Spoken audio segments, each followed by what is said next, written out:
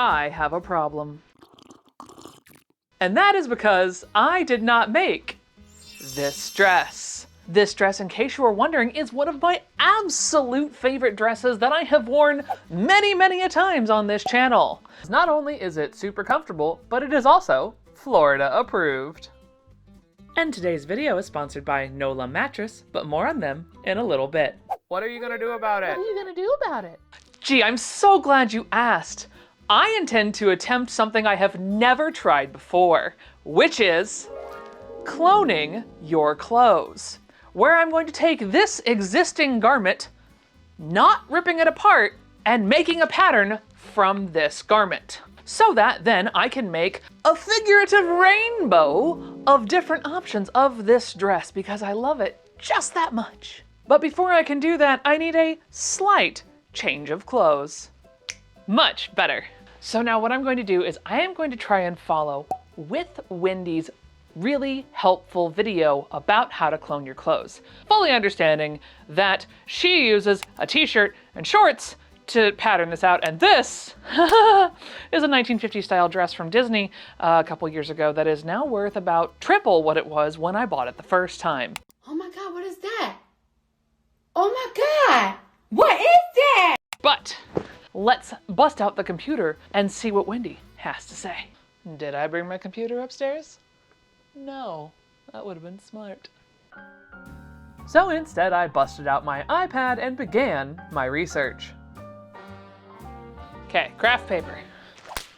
This is the best I got. I had a Sharpie. Where did she put it?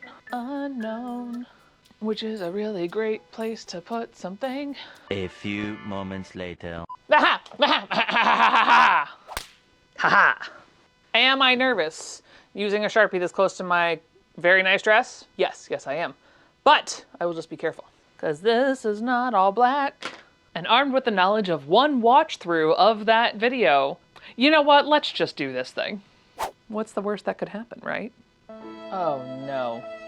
Future Stephanie aside, I got ready to sew just like any proper YouTuber by lighting a candle for apparently no reason other than ambiance.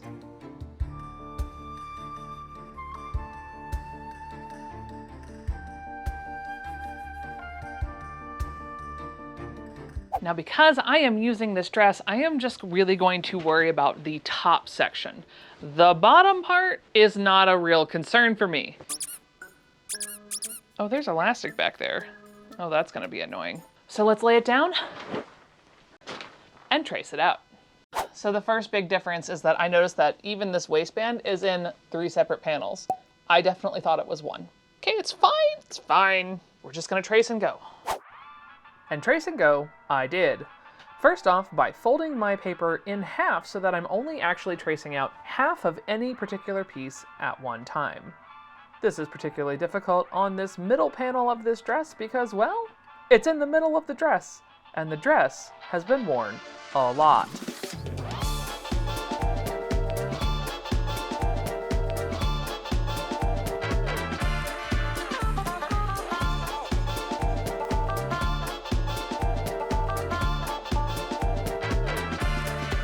Which is why I'm gonna vary just a little bit on hers because mine has to have structure. So what I'm doing is I'm actually marking where the stitching line will be as opposed to the 1/2 inch beyond it because I'm not confident in my ability to do this. Don't get marker on your dress. And most importantly for my own sanity, I did end up marking what was the top and center front and giving myself some notches for demarcation later. But once I had finished the first piece, I continued forth with the back and the 2 side back panels as well, making small dots along my seam line to try and get as accurate a picture as I could.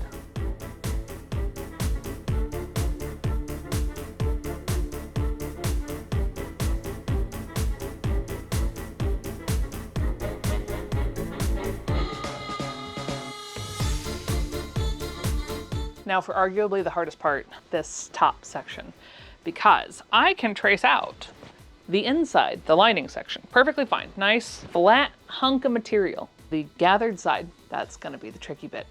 Oh, of course you're a giant princess seam. That's why you fit so well. And so after refolding my paper to allow myself to trace out my nice flat hunk of princess seamed lining,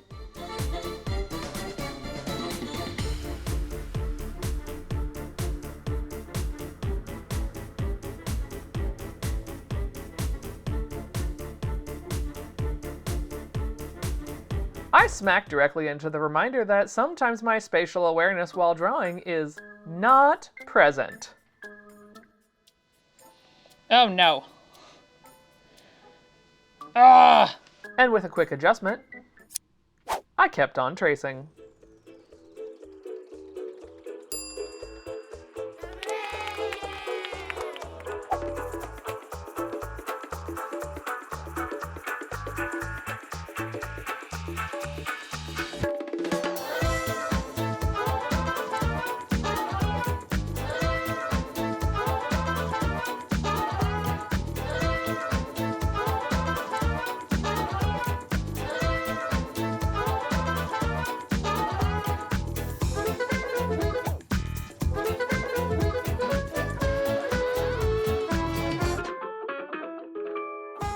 And with everything labeled, it was time to cut it out, along my dashed line, because I was going to add the seam allowance later on. And don't come at me for the fabric scissors, because at this point they have cut through so many thick double knit polyester fabrics that are as chunky as ragu pasta that, let's be real, a little bit of paper isn't going to hurt them. And with everything traced out, it was time for mock-up mode.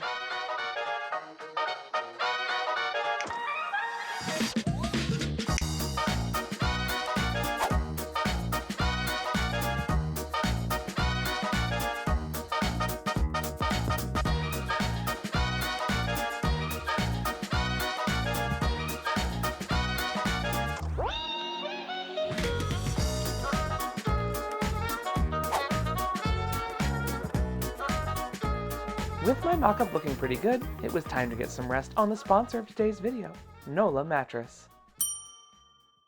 Nola is an award-winning mattress brand known for its cooling technology, exceptional pressure relief, and long-lasting durability. And it's conveniently shipped to your door for free.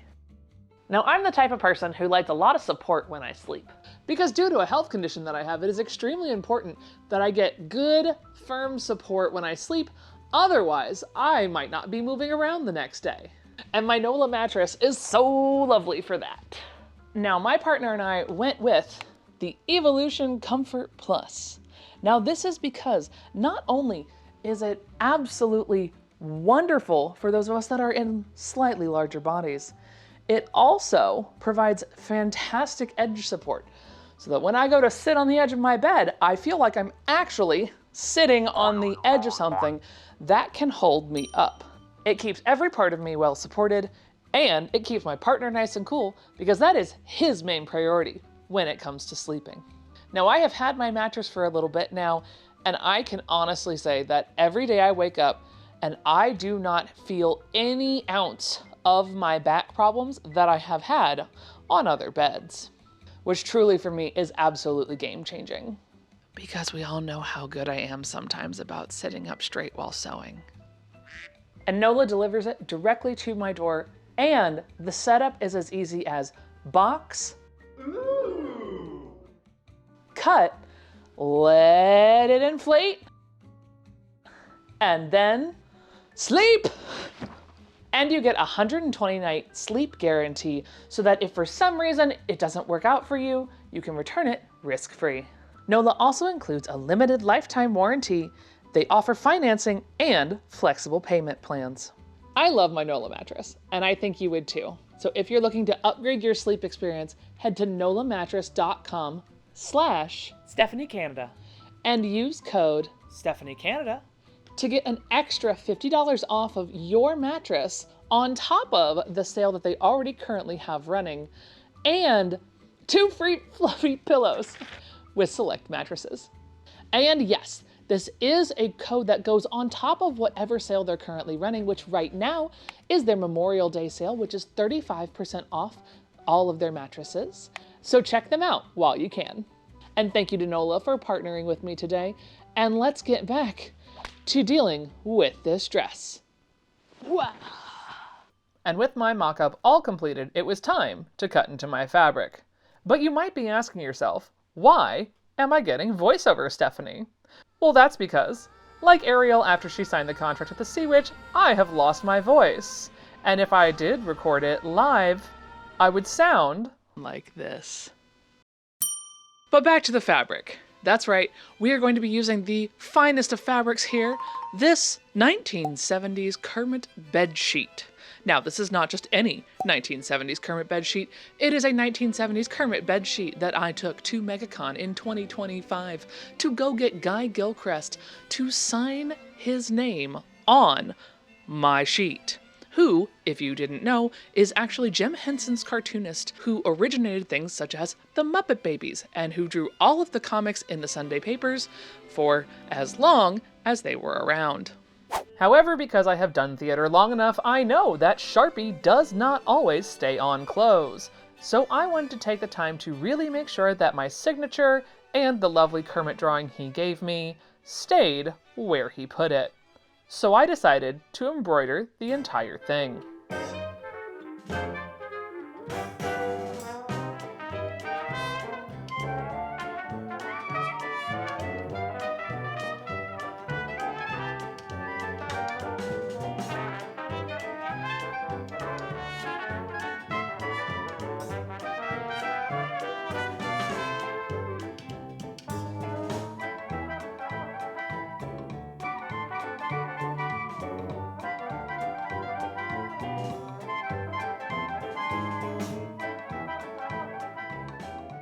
And with that all embroidered, let's get this fabric cut apart. Now, the reason I was not concerned about the skirt is because their version of their circle skirt is 3 panels in the front and 2 in the back that have a slight gather at the top. I, because I am working with a border print, cannot do that. So instead, I am just using the skirt as a judgment for the length of skirt so that I can cut along the striative line and make a standard gathered skirt for the bottom of my dress. Fun fact, this person is not recording. Either that or she has already deleted the footage before she actually edited this content, so sorry, but I was trying to show you where I was cutting it.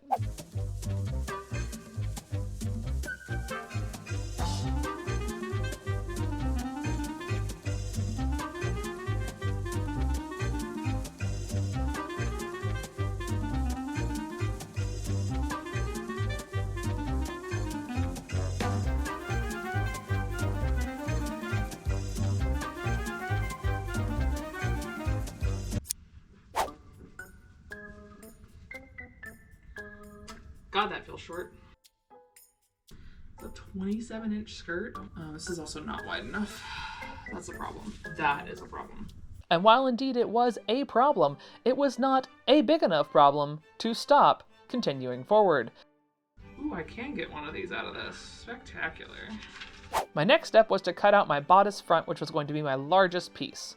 And I thought it would be easy just to fold it in half, line the lines up, and move on. I was wrong. I want the line at the center. That will help me keep it even. Oh, these grids aren't exactly straight. Oh no. Oh crap. Good to know, I guess. Ooh. Let's get a good Kermit right at the center. Yeah, right there. Great. And with said good Kermit at the center of my piece, I pinned all the way around it.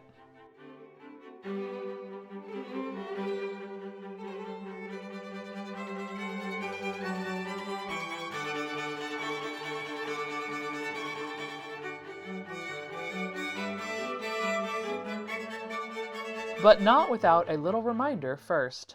And this is from me to you. There are no seam allowances on this, Stephanie Canada. Don't mess it up. Thanks for having that chat with me.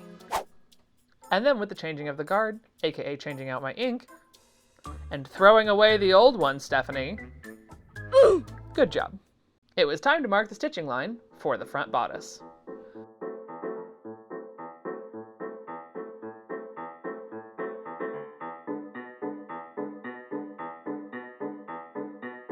But at least I also marked the registration marks for myself later on. Small wins. One of these days I'll remember not to mark on the right side of the fabric. Today clearly was not that day. And then with the pillowcase lined up the way it was supposed to be, I then spent far too long trying to figure out the placement for the Kermits on my back piece.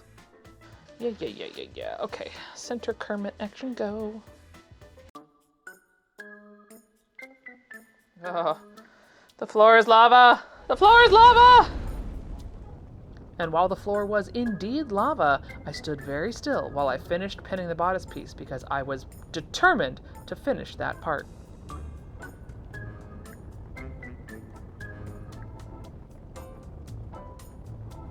And then,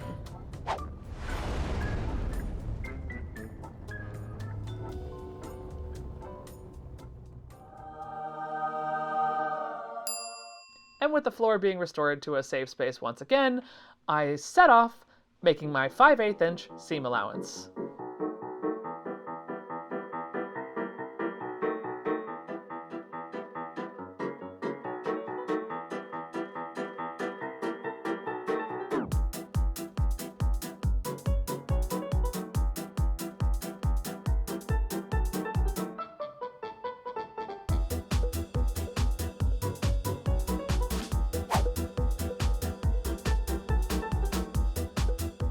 Now, with the two main bodice pieces cut out, you may be thinking, Stephanie, with that and a skirt, you're almost home there, right?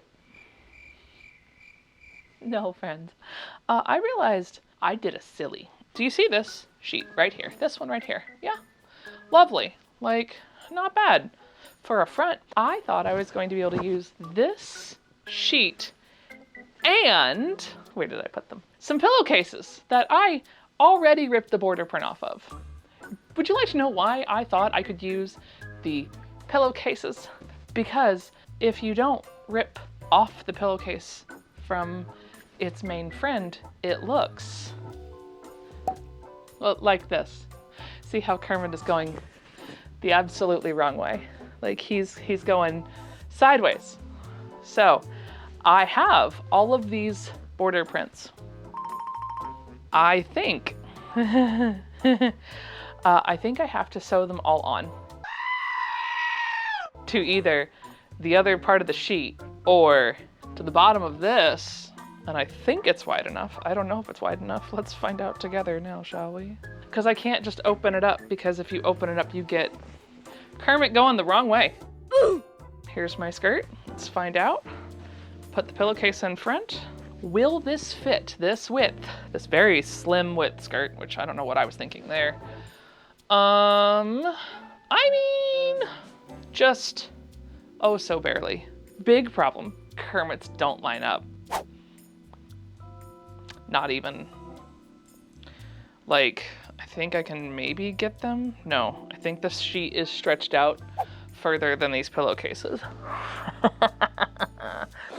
So I guess I'll be using the other sheet remnant so it's equally as stretched and dingy. And yes, I know the sheet is dingy. I don't actually care. It's fine. So we'll be using the rest of this sad thing in whatever section doesn't look god-awful, which unfortunately is not a lot. I didn't realize how bad the rest of the sheet was. Like, I thought the border print was fine, but like you can see all types of weird grease stains almost. So this top half is pretty trashed. I think this bottom half is vaguely salvageable. So I guess we'll just go with that then. And it's just gonna be fine. But hey, at least these Kermits line up.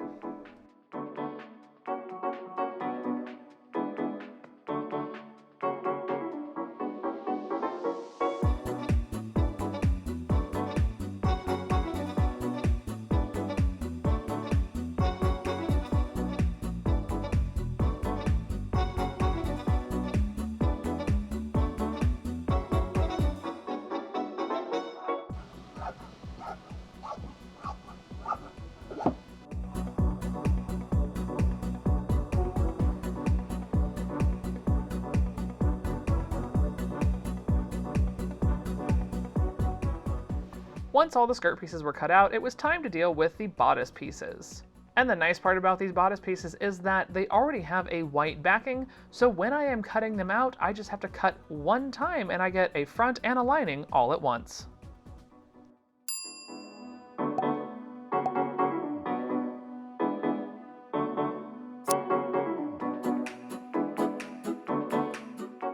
However, due to the placement of these and the fact that they had been seam ripped off of pillowcases, past Stephanie did future Stephanie no favors.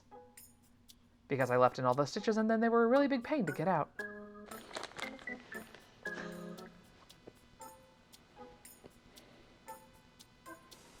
Oh my God!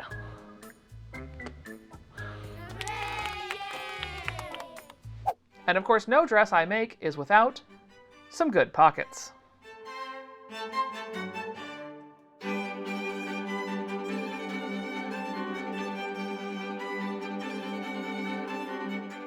And while originally I wanted to use this white sheet from Dan River Fabrics, just to keep the bedding theme going on, once I unrolled it, I realized a slight problem. Don't really care. It's fine. Dear viewer, in fact, she did care, and it was not fine. So I did indeed drop it like it was thusly hot, and dug into my scrap bin instead to see if there was anything lightweight and preferably ghost-colored that I could use instead. Thankfully there was, although placement of this was very picky because I did not have a lot of it.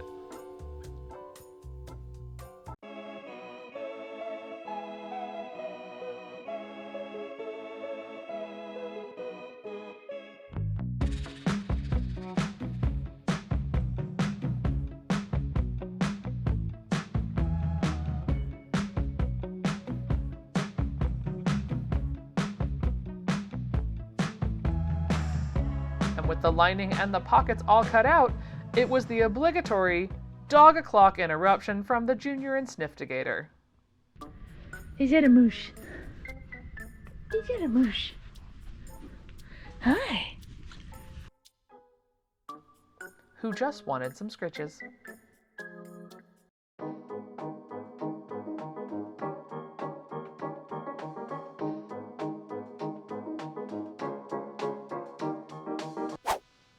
Good more after evening. Yes, it is the next day, and yes, I am going to go 88 miles an hour to try and get this project done because I have waited until the ripe hour of 4:30 p.m. to even begin to sew today.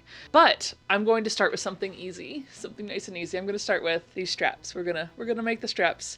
Now the nice thing about these straps is that these are the pillowcases.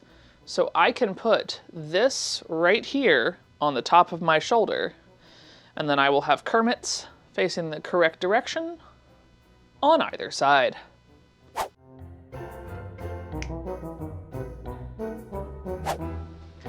And then because these are actually 2 inches wide and I need them to be 1 5/8 inches wide, I'm going to sew like a quilter with a scant 1/4 inch. Here's hoping I can actually do that. And we're not gonna do a pretty pin job. We're gonna do a job that is, as Rachel Maxey would say, good enough.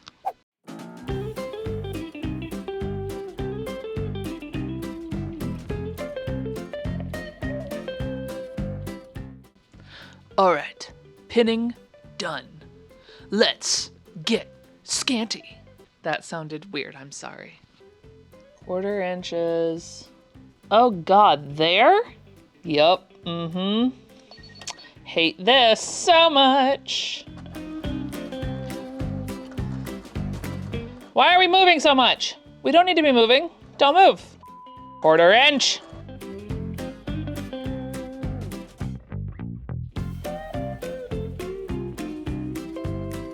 So right there, this is where this is at. Like, absolutely, truly insane.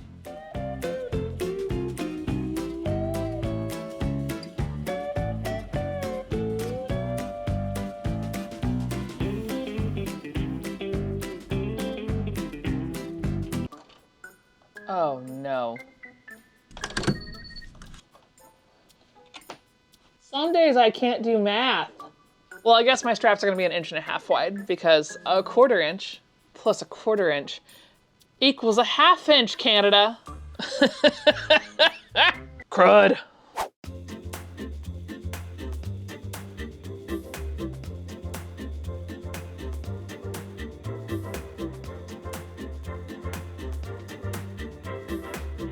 Once I finished sewing them up, it was time to turn them. And no, I don't have any of the fancy turners. I just make do.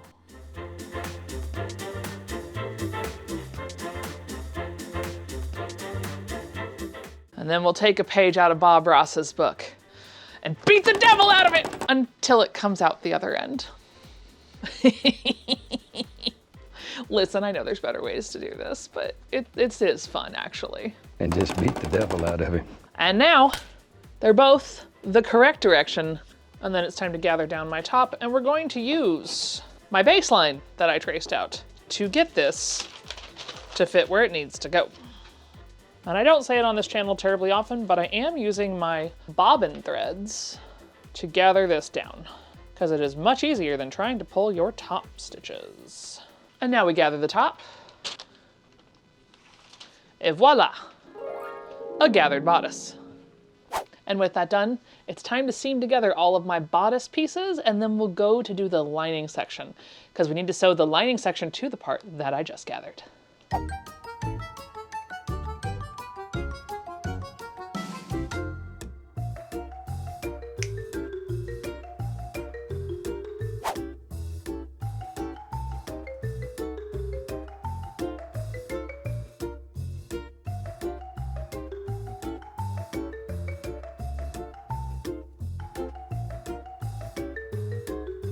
And now I must do the thing that I don't want to do, but I have to do it.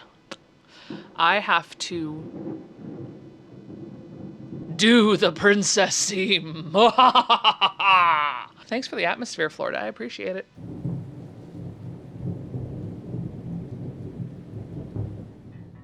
Now for my lining pieces, because they do not stretch the same way that the Disney fabric does, I actually decided to run a stay stitch along the large curve on both the interior and the exterior sections of the princess seam so that I could use that to gather down the side front of the lining slightly into the front lining piece to avoid the larger puckers that I had in my mock-up version.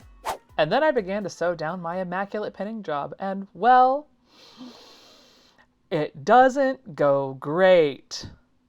Does anyone see anything wrong here? Yes, I sure hope so. Have I realized it? No. No, I have not. I will continue to sew for quite some time, like this.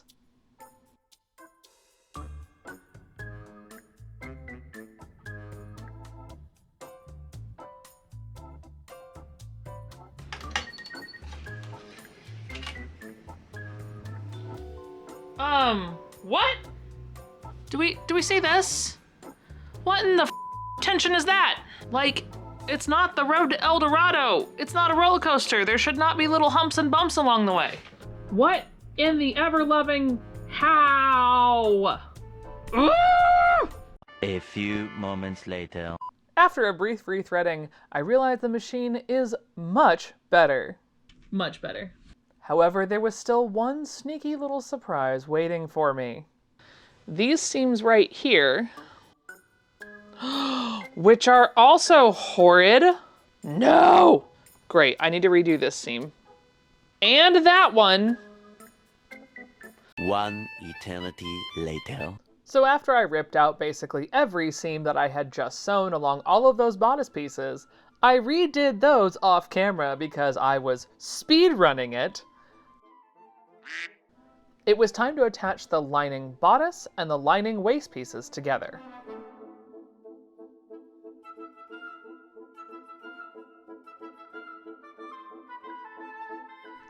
And I was keeping an eye on that thread this time.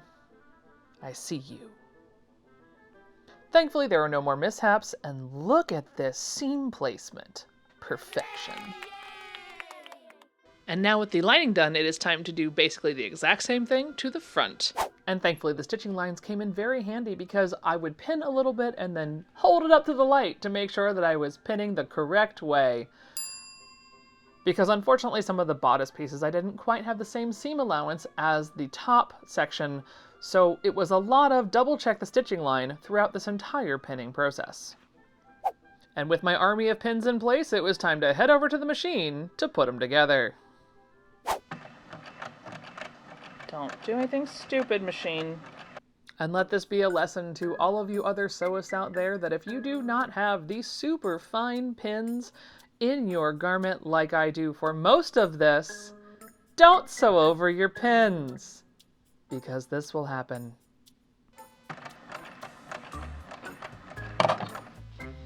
And that's why you don't sew over your pins. I just broke my needle.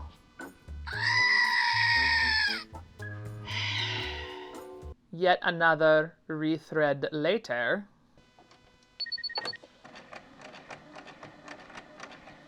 Gee, Stephanie, why do you have back problems? I don't know. You seen me sew? Might be why.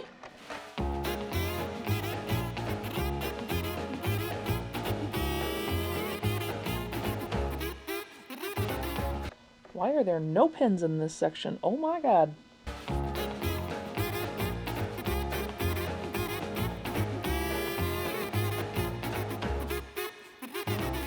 And now comes the real question. Did I get up? And we'll check it out together in 3, 2, 1. Well, there's no giant, like, foibles in the main bodice section, so I'm gonna call that good enough.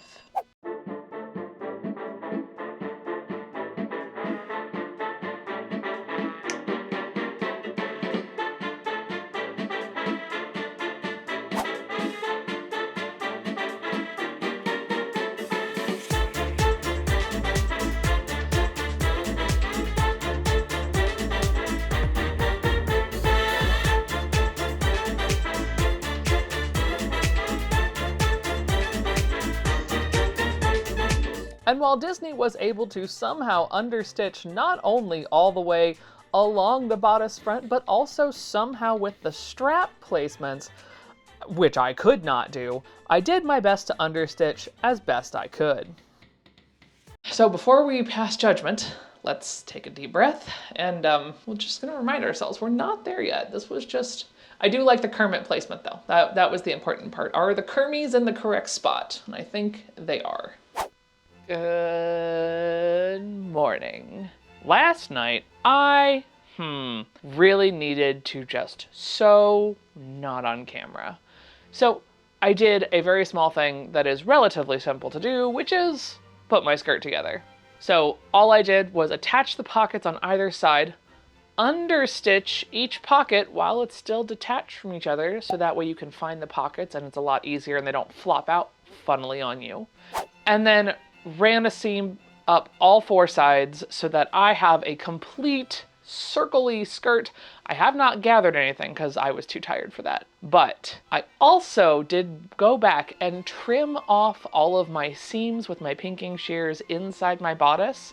And I even pressed it with some books overnight to kind of help it lay flat after I had ironed it carefully, because I really didn't want those other marks to go away, because then I would really be screwed. But the list of things that are yet to be done is go ahead and figure out the back piece, which is way more than one task, but we're gonna leave it as one task. Attach the bodice to the skirt, after you gather it down, of course. And guess what? The only thing after that is a lovely little zipper at the very end, and then it'll be time to see this thing, because the joys of using a bed sheet that has a border print that is wrapped in on itself. I don't have to hem this for shit.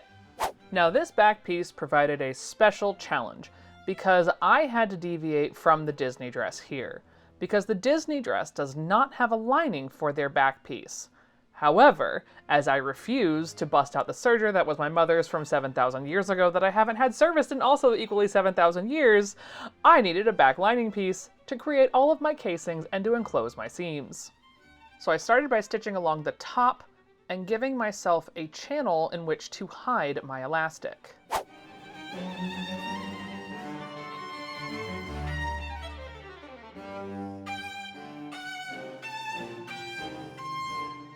This is 3/4 inch wide elastic, in case you were wondering. And yes, of course, I did use vintage elastic that is questionable as to whether it's good, so let's test it out. Hey, it works. So I slid my elastic into my newly made channel and attached it on either side near the stitching line. I did make sure to use a zigzag stitch repeatedly to make sure it wouldn't move.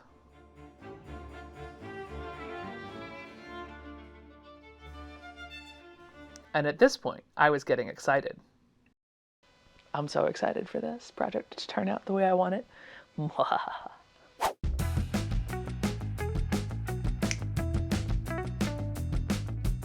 And with the front and back bodice pieces pinned together, it's time to head to the sewing machine and get this puppy stitched up.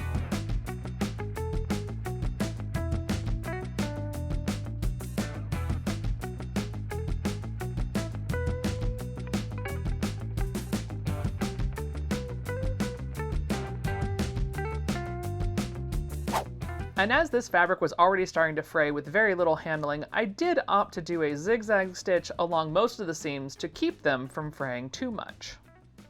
Then I gathered down the skirt, making sure to mark the center front of the front skirt panel so I could line that notch up with the marking that I had made on the bodice earlier. And I always make sure to do double threads because when I am gathering something that is about 3.5 to 4 yards, what I don't want is for my one singular gathering thread to pop and make me do it all over again.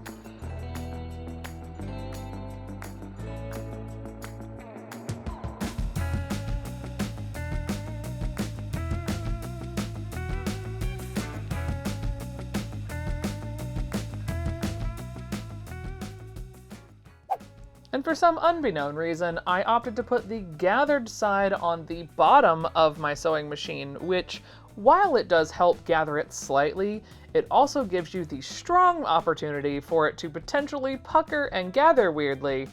So I kept having to re-straighten it about every inch or 2 inches. So, would not recommend this, would just say put the flat section on the bottom, also known as the bodice, and then leave all the gathers up top so you can straighten them as you go. Then on the final day of this project, with my other favorite Muppet, Mimi, it was time to install the zipper.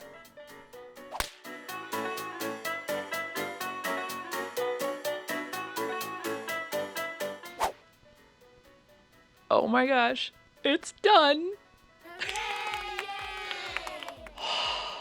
My thoughts on this are, I freaking love this dress! Oh my gosh! Ah! Okay, one, I've never done anything like this before, taking an existing garment that I've had and turning it into something new. Never done that before. So the fact that it is really quite wearable is spectacular and really more than I could have ever asked for. The other thing is, even though this sheet has flaws, I was right. All the gathers, you can't tell. So, winning! Haha! A couple of things that I probably would like to adjust for next time. The bust section through here feels a little bit smaller somehow than mine, like both in height and in fullness. So I wonder if I didn't quite get enough gathers, like if I didn't make it wide enough. Other thing, I would like to bring the sides up a little more, just because there's a lot of bra showing and there's not a lot of bra showing in my other one. This could also have to do with the fact that I used a $20 bed sheet versus, you know, elastane, elasticated fabric of some form from Disney that was produced specifically for this, where they know the grain of their fabric and I was guessing. But honestly, I'm so proud of this. And I know for a fact that while it is fun to make a one-time use garment and make it be really giant and spectacular, I'm gonna wear the tar out of this thing. I am going to wear this all the time. Thank you very much. Because again, Florida approved. And if you do want to shop with our sponsor of this video, NOLA Mattress, make sure that you are clicking the link down below in the description so that you can receive an extra $50 off using my code StephanieCanada off of their Memorial Day sale, which is already 35% off of their mattresses. But now, the most important thing, let's give you a look at the final reveal.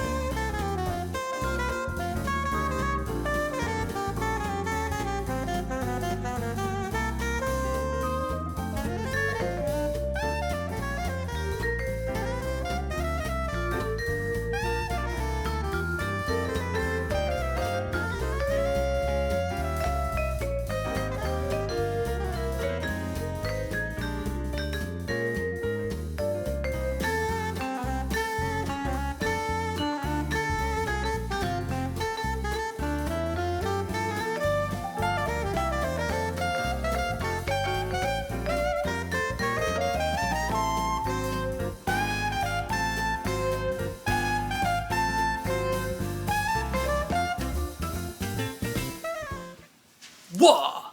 Huh! What is it, Kermit, for? Absolutely Muppets! Oosh! Hi. What you doing? What you doing? Did I bring another dress in here? No, of course not. Why would I have done that? That's just silly. Also, you gotta line up the Kermits, which is hard to do because they're not exact. Crap. Love that I realized that in real time. Hi, hello, did you wait this long?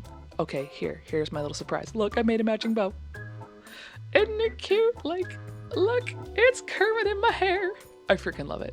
You should subscribe if you stayed this long. Bye.